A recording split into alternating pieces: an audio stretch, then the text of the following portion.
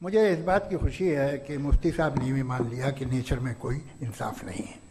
बाकी है कि आपने मेरी एक बात का जवाब नहीं दिया, जिससे मुझे शिकायत है कि फेथ क्या है और आप फेथ मांगते क्यों हैं मुझसे। आप तो लॉजिकल हैं, आपके पास तो सारे रैशनल्स हैं, आपके पास सारे सबूत हैं, तो आपको फेथ की डिमांड क्यों करते हैं कि भाई तुम सरेंडर कर दो और सवाल मत करो। कोई मजहब सारे सवाल करने की इजाजत नहीं देता है और मना करता है कि ज़्यादा सवाल ना करो, बह जाओगे तुम। कमाल ये है कि दुनिया के सारे मजहब सब जानते हैं ये दुनिया कैसे बनी थी, कैसे मिटेगी, मरने के बाद क्या होगा, इनको सब इल्म है। इनको किसी को डायनासोर होते थे पहले ये नहीं पता था, किसी को नहीं पता।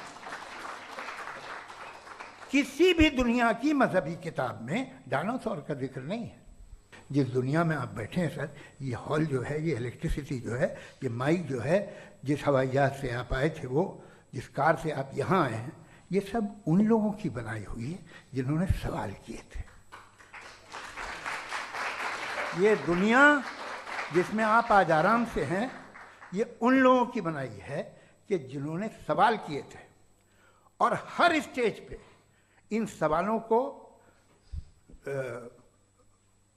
मकरूह कहा गया था, गलत कहा गया था। तो आज जो बातें आपके जहन से बिल्कुल परे हैं और आप हैरान होते उन्हें देख के, एक वक्त आएगा कि मामूली लगेंगे।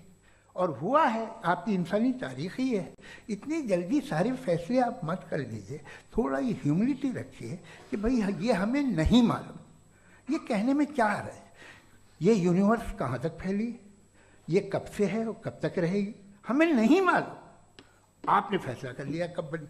ये आपके हिसाब से कोई 14 बिलियन ईयर बनी जो समझा जाता है। उससे पहले हजारों करोड़ों अरबों साल तक खुदा बैठा क्या कर रहा था? खामोश बैठा था, ऐसे ही जमाइयाँ ले रहा था। फिर उसे आइडिया आया, यार एक काम करते, वक्त अच्छा गुजर जाएगा, यूनिवर्स बनाते। सोचिए, तो हम अपनी जहालत से लड़े, उसकी परस्तिश न करें। Thank you so much. तर्कों की श्रृंखला में राउंड 2 के लिए मुफ्ती साहब को आमंत्रित कर रहा हूँ। शुक्रिया। जनाब जावेद अख्तर साहब कई मरतबा दोहरा रहे हैं कि फेथ का मतलब बताइए, फेथ का मतलब बताइए। मैंने बता दिया, फेथ सही भी होता है, गलत भी होता है। और आज हम फेथ पे बात नहीं कर रहे, हम ट्रुथ और डज गॉड एग्जिस्ट पे बात कर रहे हैं। क्या डज गॉड एग्जिस्ट, ये ट्रुथ यानी गॉड है या नहीं है, इसमें से दोनों ट्रुथ क्या है। अब आप उसे फेथ कह लें, बिलीफ कह लें, नॉट माई बिजनेस। उसके बाद आपने कहा कि भाई सवाल करने से मजहब रोकता है। मैं कहता हूं जो रोकता है वो रोकता होगा, मैं नहीं रोकता। बल्कि सवाल करें, सवाल करना चाहिए। सवाल कर करके तो हम आगे बढ़ते हैं, तरक्की करते हैं, और इसीलिए मैं आज यहां पे आया हूं। लेकिन सवाल सिर्फ खुदा से नहीं होगा, आपसे भी होगा। सवाल एथिज्म से भी होगा, सवाल सिर्फ मजहब से नहीं होगा, सबसे होगा। और आज मैं सवाल करूंगा और उम्मीद है कि आप जवाब देंगे। अभी तक आपने वैसे कॉन्टिंजेंसी आर्गुमेंट का कोई जवाब नहीं दिया। चलें, आपने कहा यूनिवर्स के बारे में इटर्नल क्यों नहीं बोल देते। ये चूंकि लॉजिकली पॉसिबल ही नहीं है कि यूनिवर्स इटर्नल हो। यूनिवर्स एक कॉन्टिंजेंट चीज है जो टाइम एंड स्पेस के पाबंद है, टाइम एंड स्पेस से बाउंड है। जो टाइम एंड स्पेस से बाउंड होगा वो कॉन्टिंजेंट होगा, जो कॉन्टिंजेंट होगा वो उसकी बिगिनिंग हुई होगी, जिसकी बिगिनिंग हुई होगी वो इटर्नल नहीं हो सकता।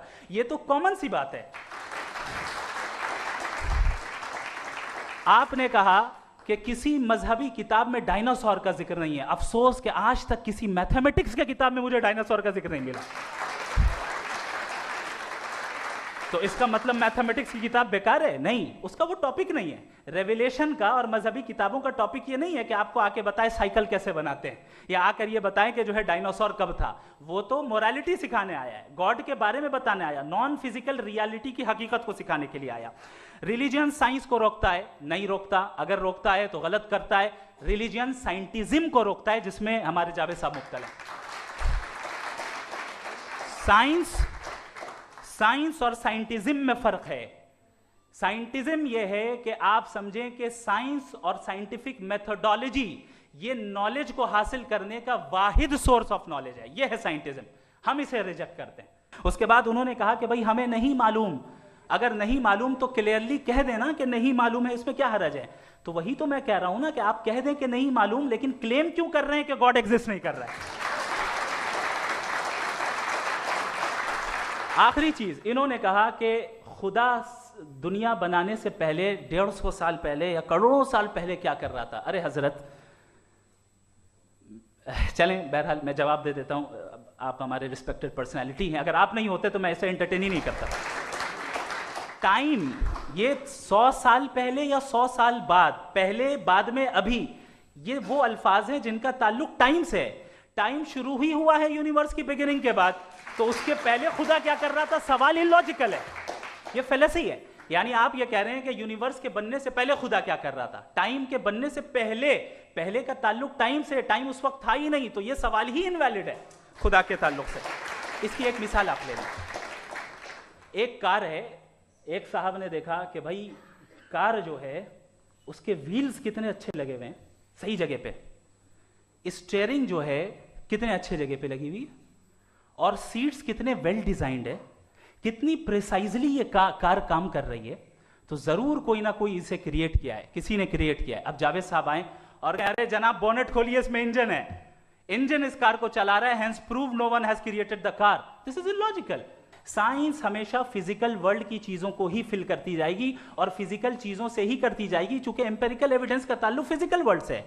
आप साइंस के जरिए मेटाफिजिकल रियलिटी को कभी साबित नहीं कर सकते, ये रॉन्ग टूल का इस्तेमाल करना है। ये वही काम है कि आप मेटल डिटेक्टर से प्लास्टिक डिटेक्टर करने चलें, जो कि जाहिर है सही नहीं है। थैंक